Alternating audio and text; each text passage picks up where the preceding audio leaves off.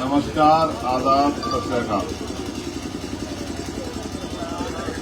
आज 5 तारीख है और हमने ये तय किया था कि हम 5 तारीख में सांतरशाह वाले प्रकरण में और वसीम भाई के प्रकरण में आंदोलन करेंगे। आंदोलन कोई अपनी खुशी से तो नहीं करता है, आंदोलन आदमी मजबूरी में करता है। जो बहादुर लोग हो बैठ जाएं, जो कमजोर लोग हैं वो खड़े रहें, जो बहादुर लोग हैं वो बैठ जाएं।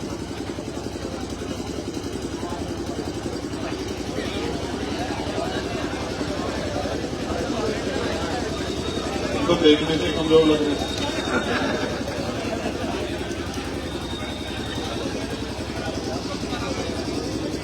कपड़े नहीं गंदे होते प्रभार जी, किसी व्यक्ति में घूम घूम के तभी बात बनेगी।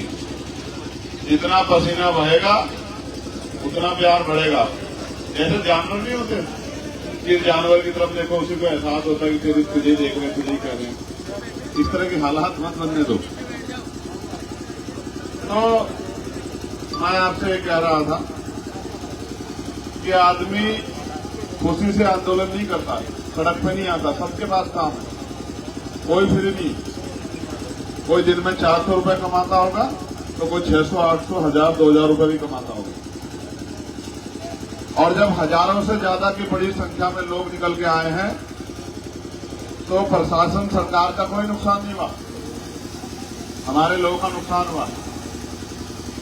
अगर हम आर्थिक तौर पर देखें तो 300 लाख रुपए से ज्यादा का आज हमें इस आंदोलन के लिए हमें कीमत चुकानी पड़ी। जबकि जिस मांग के लिए हम आए हैं उस मांग को पूरा करने के लिए सरकार तनख्वाह देती है इन अधिकारी कर्मचारियों को, और जनता वो पैसा टैक्स के रूप में सरकार को देती है।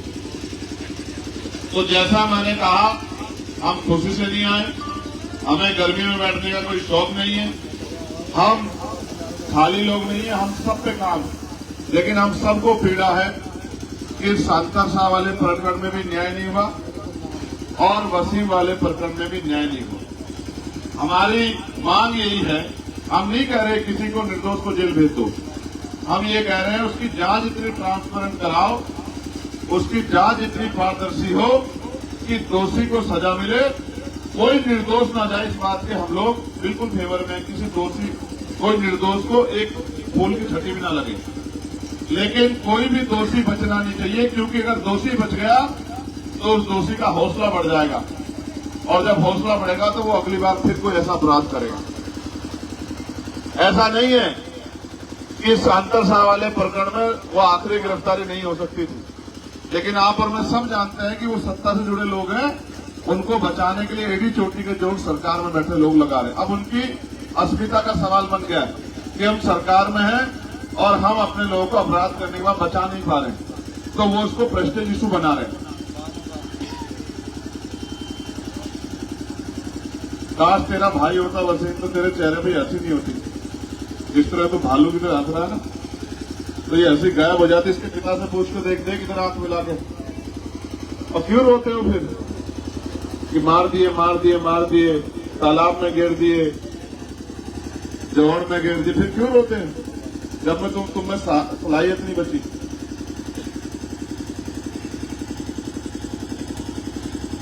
मैंने तो जानवरों को देखा, मैंने तो बंदरों को देखा, एक बंदर मर जाता है तो सारे बंदर जो है उसके आसपास घुस जाते हैं। तकलीफ तो इंसानों को हो क्या गया। और मैं तो इनमें भी जो इस्लाम को मानते हैं उनको कहना चाहता हूं कि जो हजरत पैगंबर साहब ने सुन्नतें दी हैं कुरान में, उसी पे चलना। अगर उसी पे चल लोगे तो बहुत सारी मुसीबतें तुमसे दूर हो जाएंगी। तो उसी पे नहीं चलते हो, अपने मतलब के हिसाब से चलते जितना तुम्हें चलना। अगर चलते तो इस दर्द के सामने किसी की आंखों का पानी नहीं रुकता। लेकिन तुम्हारा किरदार बताता है कि तुम किसी धर्म की नहीं, तुम तो सिर्फ अपने बारे में सोच रहे हो। कोई धर्म कोई मजहब नहीं सिखाता कि किसी दूसरे का खून बहा दो और खुश हो जाओ, कोई नहीं सिखाता। और जो आप सत्ता में बैठ के सोच रहे हैं कि हम दूसरे का खून बहा के और आरोपियों को बचा के खुश हैं, तो याद रखना ऊपर वाले की लाठी में आवाज नहीं होती, जिस दिन आपके ऊपर पड़ेगी आप कहेंगे जाकर किसी गरीब को सताना नहीं। क्या सोचते हो? ये टीन की सड़ लगाई, क्या ये टीन की सड़ तोड़ नहीं सकते हम लोग? क्या है इनमें तोड़ने में? है क्या इनमें तोड़ने में? अगर हम तोड़ना चाहते तो हम ये टीन की सड़ तोड़ नहीं देते क्या? अगर हम इन पुलिस वालों से हमारा कोई झगड़ा है क्या? फर्क वर्दी का ही तो है। ये वर्दी पहन के अपनी ड्यूटी कर रहे हो, बिना वर्दी पहने अपनी ड्यूटी कर रहे हो। हमें इस प्रदेश के किसी भी जाति धर्म का हो, हिंदू हो, मुसलमान हो, सिख हो, ईसाई हो, बौद्धिस्ट हो, सबकी चिंता है। हर व्यक्ति जिसके साथ जुल्म होगा, किसी धर्म की बेटी हो, हमें सबकी चिंता है। तो जिन्होंने 16-16 महीने जेल काटी हो, जिन्होंने 2 बार तिहाड़ देखी हो, कोई किसे डरेंगे? ये जो ये लगाई टीन की चादरें, ऐसे में तो हमारे पशु रहते हैं वहां। इन चादरों डरते हैं, गोलियों से तो डरते नहीं, इनसे डरते हैं। हम तो कानून को मानने वाले लोग हैं, हम उद्दंडी नहीं है। ये भीम आर्मी, आजाद समाज पार्टी या उमेश भाई के साथी, किसान उनके साथी, ये सब संविधान को मानने वाले लोग हैं। वरना इनको टीन को खाड़ के वहां रखते हैं तो डीएम साहब के कार्यालय में क्या हम इतने कमजोर है क्या? नहीं, हम इतने कमजोर। और ये तो बेचारे, मुझे नहीं पता इस जिले में कितना फोर्स है। जिलों में मुश्किल से 1500-1600 का फोर्स है, और सब नहीं है यहाँ। और आप भी जानते 10,000 से ज्यादा लोग आए थे आज हमारे साथ। हमारा मकसद किसी को सताना नहीं है।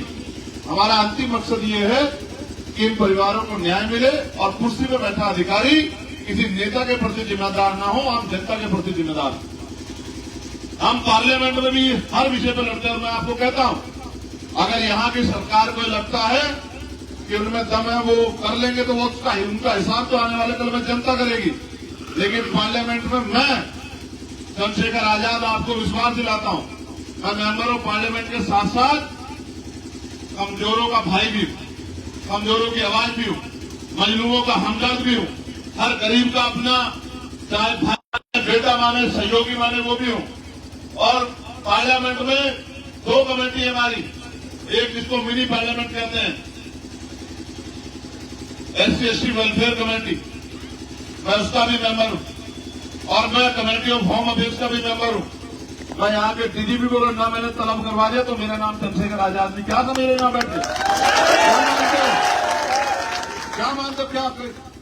क्या जमहूरियत में ताकत है लोकतंत्र में? आज जो अधिकारी हमारा रास्ता रोक के खड़े हैं, हम आने वाले कल में इतनी मेहनत करेंगे कि ये माला लेके अगर स्वागत नहीं करें हमारे लोगों का, तो मेरा नाम चंद्रशेखर आजाद नहीं। ये तो जमहूरियत है। मैं तो अपनी बताता हूं, एक हमारे यहाँ बड़े अधिकारी थे, पूरे एडी चोटी के जोड़ लगा के, मैंने उमेश भाई को बताया, जब मेरे पार्लियामेंट का चुनाव हुआ कोई नहीं जाता था, ईवीएम जहां रखी थी हमारे लोग सुरक्षा कर रहे थे, वो जाके डिस्टर्ब करते थे। अभी मुझे मिले तो ऐसे सीना तान के ऐसे जय सर, तो मैंने कहा देखो 6 महीने में कितना समय बदल गया है।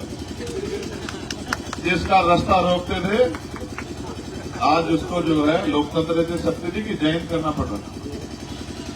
और हमारे जिलाधिकारी जी, मैं उनके पास गए समस्या को लेके, तो मुझसे कह रहे अभी आप प्रत्याशी हैं, तब रिजल्ट नहीं आया था। और कल मेरी बराबर में बैठ के ही वहां की समस्या सुन रहे थे, एक समस्या, और मैं जो समस्या बताता था, क्योंकि प्रोटोकॉल है मेंबर ऑफ पार्लियामेंट का, चीफ सेक्रेटरी के बराबर होगा था, तो मेरी हर बात पे मैं देता था कि मैं इस काम को देखो, तो एकदम बैठ के साइन कर देते कि मैं इसको दिखाता हूं। ये लोकतंत्र है। आप तो अपनी ताकत भूले बैठे, हमेशा पिटते हो, जितने दिन पिटते हो उतने दिन याद रहते हो, उसके बाद भूल जाते हो, फिर किसी की बातों में आके किसी के पिछलग्गू बन जाते हो, फिर इधर खड़े हो जाते हो इसको हराने, उसको जिताने, इसकी बात करने, उसकी बात करने। कभी सोचते ही नहीं कि आपके लिए कोई हमदर्द है क्या?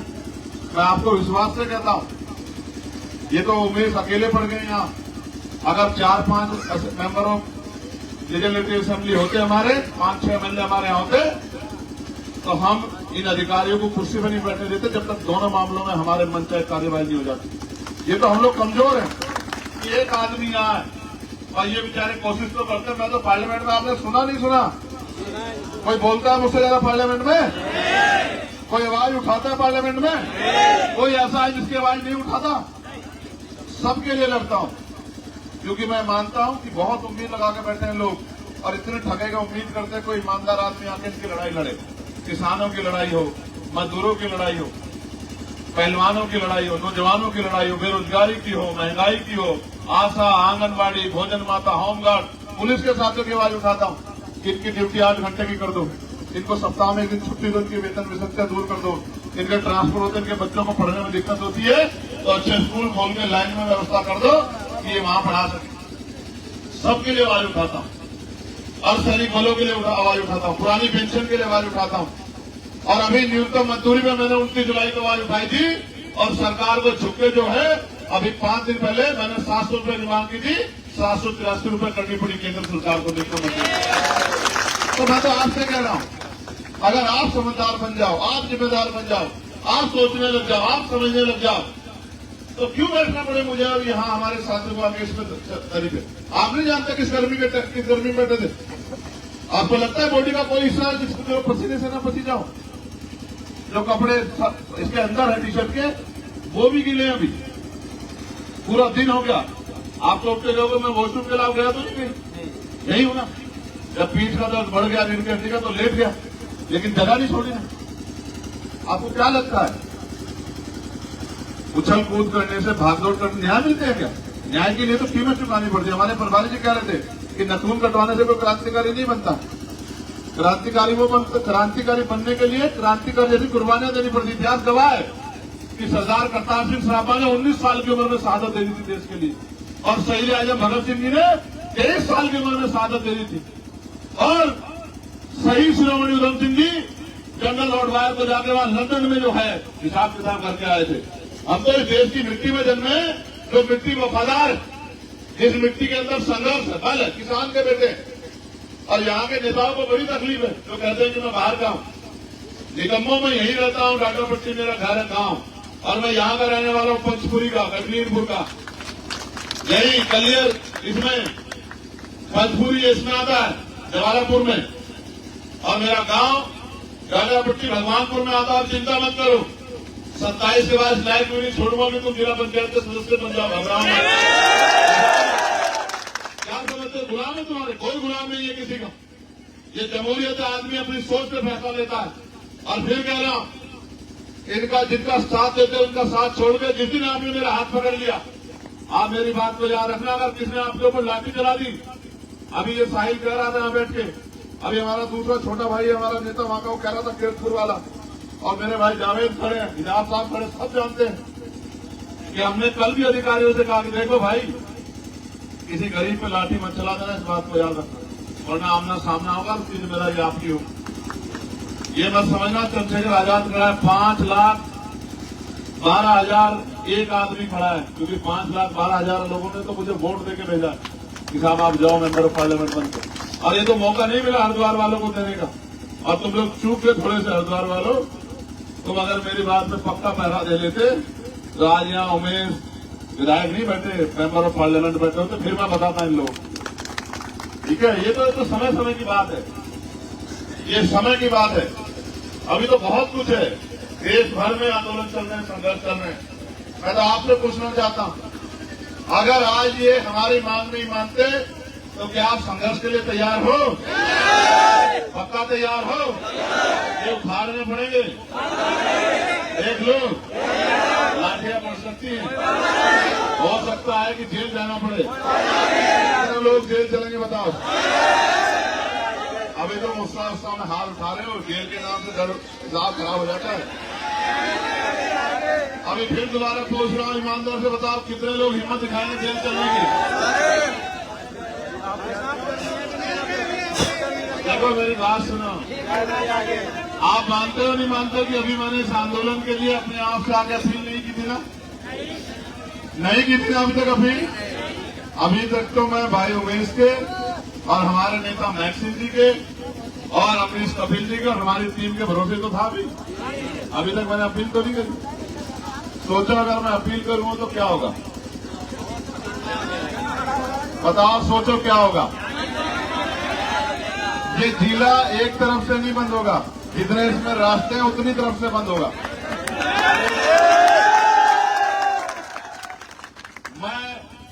मेरी आम आदमी से कोई लड़ाई नहीं है कि कोई एक आदमी परेशान हो, वरना धरना यहां नहीं होता। आप मानो मेरी बात को। अगर आम आदमी को परेशान जिस तरह करते हैं दूसरी पार्टियों के लोग, अगर उस तरह का धरना करना हो तो यहां नहीं होता। किसी को परेशानी ना हो इसलिए हम लोग यहां बैठे हैं, वरना हम लोग सड़क पे भी बैठ सकते थे। लेकिन हम लोग यहां इसलिए बैठे हैं क्योंकि हम अपने प्रदेश के प्रति, आम जनता के प्रति, हर एक व्यक्ति के प्रति जिम्मेदार हैं। मैं आपसे भी कह रहा हूं, आप हिम्मत जुटाओ। एक बार के आंदोलन से काम नहीं चला करते एक बार के आंदोलन से। एक बार के आंदोलन से काम चला करते तो ये सरकारें वैसे ही बात मान लिया करती। ये तो आज का ट्रेलर था। मुझे लगता है कि आप उत्तराखंड सरकार पिक्चर देखना चाहती है पूरी। इंतजार करो और भरोसा करो, पिक्चर ही दिखाएंगे। और पिक्चर अगर जो है ब्लॉकबस्टर नहीं हुई तो मेरा नाम चंद्रशेखर आजाद नहीं। आपको नहीं अभी याद नहीं कह रहा था अभी दिल्ली में, तब तो हमें दिल्ली तक क्रूज करनी पड़ती है, पैसा नहीं होता वर्करों पे। आपको याद है दिल्ली में सतगुरु रविदास जी वाला गुरु घर का आंदोलन, एनआरसी वाला आंदोलन याद है, जमा मस्जिद वाला? वहां जाने के लिए तो बहुत जोर लगाने पड़ते हैं, यहां जाने के लिए तो जोर भी लगाना है। यहां तो 2 जिलों को ही कह दूंगा, हरिद्वार वालों को इनको धमका के कह दूंगा, हरिद्वार वालों को मैं कुछ करके खा लो, और सहारनपुर वालों को कह दूंगा। तो जिन अधिकारियों को आज कह रहे हो कि साहब आपका ज्ञापन ले लो, वो वहां खड़े मिलेंगे रोड पे कि सर छोड़ दो, बदल दो। समझते हो नहीं समझते हो? इसलिए कह रहे इस मां को पूछो इसके दिल पे क्या बीतती है। मैं नहीं करता हर आंदोलन, सब चीजों दुख तकलीफों में राजनीति नहीं करता हूं। मैं अगर राजनीति करता तो यहां धूप में नहीं बैठता। जब ज्ञापन देने का समय आता देख के चला जाता, साफ जा रहा हूं, फिर यहां नहीं धूप में परेशान होता। इस मां को पूछो कि इसने अपनी बेटी खोई है और वो अपनी बेटी के लिए न्याय की अपील करे। और जितने लोग पीछे खड़े हैं मेरी आवाज को सुने, इनके भी बच्चे हैं, बच्चियां। कुदरत ना करे अगर किसी के साथ ऐसी घटना हो गई कि उसकी बच्ची का रेप हो और फिर उसकी हत्या कर दी जाए, तो तुम्हारा बस चलेगा तो गोली मार दोगे सामने वाले को। जिसको लगती है, जिसको तकलीफ होती है, उसे ही पता होता है। और क्यों ना खड़ा करें हम सवाल उत्तराखंड पुलिस पे? क्या रणवीर एनकाउंटर छूटा नहीं किया था पुलिस ने? क्या देहरादून में बताओ जावेद खान किया था नहीं किया था रणवीर एनकाउंटर छूटा? और 17 लोगों को कोर्ट ने सजा दी है नहीं दी? तो फिर क्यों ना करें शक तुम्हारे ऊपर कि तुम किसी गरीब की जान ले सकते हो? क्या कारण है ऐसा तुम्हारे ऊपर शक में कि तुम इंसान नहीं हो? क्यों ना शक किया जाए और क्यों ना सवाल पूछा जाए? हमारा सवाल पुलिस पे नहीं है, लेकिन हमारा सवाल उस सोच के अधिकारियों पे है जो सत्ता के आगे नतमस्तक है और किसी भी कीमत तक अपने नेताओं को खुश करने के लिए जा सकते हैं। इसलिए हमारा सवाल बनता है। और यही अगर वसीम की जगह ये सोनू होता, ये मोनू होता, ये अजय होता, अभय होता, तो भी इसी तरह लड़ते हम लोग जिस तरह आज लड़ रहे हैं। जिस तरह जो है आज संघर्ष में, तो भी इस तरह लड़ते। बात ये नहीं है कि बात वसीम की है, बात यह है कि अगर अन्याय किसी के साथ हुआ है तो हम सब लोगों की जिम्मेदारी बनती है कि वह न्याय अंतिम होना चाहिए। कहते हैं फर्स्ट इंप्रेशन लास्ट इंप्रेशन। पहली जो है ताकत ऐसी दिखनी चाहिए कि दोबारा प्रशासन को ऐसी गलती ना करे।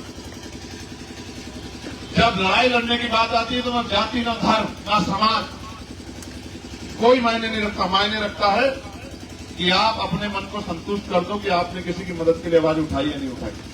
क्या मैं आपसे पूछना चाहता हूं कि अगर जुल्म होगा और अन्याय होता दिखेगा तो क्या ये जिम्मेदारी नहीं बैठती एक शानदार शहरी की वो अपनी जिम्मेदारी अदा करके उसके जुल्म के खिलाफ आवाज उठाए? बताओ बैठती है नहीं बैठती है? इसी हरिद्वार में धर्म संसद हुई और यहीं से हजरत पैगंबर मोहम्मद साहब के खिलाफ तमाम तरह की उल्टी सीधी बातें यहीं से शुरू हुई। सबसे पहले हुई है नहीं बताओ? और हमने पहली बार में जवाब नहीं दिया, आंदोलन नहीं किया, गिरफ्तार नहीं कराया, तो आज देखो वो लड़ाई यहां ले जाके कहां तक पहुंच गई। उनको लगता है कोई कह ही नहीं सकता। और मैं तो धन्यवाद दूंगा मैक्सिमी टीम का, उन्होंने उसके खिलाफ भी आंदोलन करके रुड़की में और मुकदमा दर्ज कराने का काम किया।